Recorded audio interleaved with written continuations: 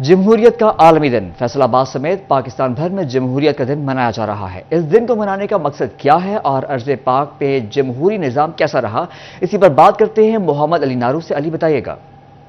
बिल्कुल, पाकिस्तान समेत आज दुनिया भर में जमहूरियत का आलमी दिन मनाया जा रहा है। जमहूरी निज़ाम कितना कारगर रहता है, क्या मकासद होते हैं इसके, और अर्ज़ पाक पर जमहूरी निज़ाम को किन मुश्किलात का सामना रहा है या कितना मुफीद रहा है पाकिस्तान में जमहूरी निज़ाम, इसी के मुतालिक बात करने के लिए मेरे साथ मौजूद हैं गवर्नमेंट कॉलेज यूनिवर्सिटी फैसलाबाद के पाकिस्तान स्टडीज़ के जो सरबराह हैं डॉक्टर अब्दुल कादिर मुश्ताक हमारे साथ मौजूद हैं। जनाब, पहला तो बताइएगा कि डेमोक्रेसी जमहूरियत है क्या, और दूसरा इस दिन को मनाने का मकसद क्या होता है, और वतन अजीज़ में कितना कारगर रहा है जमहूरियत निज़ाम। देखिए, दुनिया में मुख्तलिफ स्टेट्स एग्जिस्ट करती हैं और स्टेट्स जो हैं वो हमेशा लोगों से बनती हैं, एरिया से बनती हैं, गवर्नमेंट से बनती हैं और सवरेनिटी से बनती हैं। इन सारी चीज़ों को जब हम इकट्ठा करते हैं तो it is called a state. अब स्टेट को रन करने के लिए आपको गवर्नमेंट्स की ज़रूरत होती है। गवर्नमेंट्स जो हैं वो मुख्तलिफ़ तरीक़ों से इलेक्ट या सेलेक्ट की जाती हैं।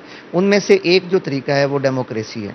अब डेमोक्रेसी का जो मफ़हूम है वो ये है कि जो डेमोज़ की हुकूमत है उसको डेमोक्रेसी कहा जाए। डेमोज़ कहा जाता है मासिस को, लोगों को, आम लोगों की जो हुकूमत होती है उसको डेमोक्रेसी कहा जाए। लोगों को ये राइट दिया जाता है कि आप इलेक्शन के थ्रू अपना ये हक इस्तेमाल करें और जिन लोगों को आप बेहतर समझते हैं उन लोगों को गवर्नमेंट का हिस्सा बनाएं ताकि वो आपके लिए पॉलिसीज़ बना सकें, आपके वेलफेयर के लिए काम कर सकें और स्टेट को स्टेबल कर सकें।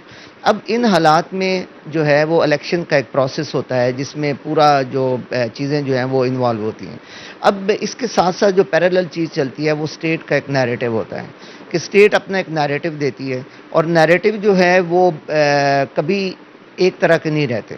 कभी आपका इकोनॉमिक स्टेबिलिटी का नैरेटिव होता है, कभी आपका सिक्योरिटी का नैरेटिव होता है, कभी आप मुस्लिम उम्मत से ताल्लुकात की बात कर रहे होते हैं। तो स्टेट के नैरेटिव चेंज होते रहते हैं। अब गवर्नमेंट्स जो हैं वो इन स्टेट के नैरेटिव्स को लोगों में भी लेकर जाती हैं और उसको पॉपुलर भी करती हैं और उसकी इम्प्लीमेंटेशन में वो इंस्टीट्यूशंस के साथ मिल के स्टेट के लिए काम करती हैं। अब जब आप इंस्टीट्यूशंस जो हैं उनको ऑन बोर्ड लेते हैं क्योंकि वो आपकी इम्प्लीमेंटिंग फोर्सेस हैं, उनके बगैर आप अपना स्टेट का नैरेटिव जो है वो इम्प्लीमेंट नहीं कर सकते।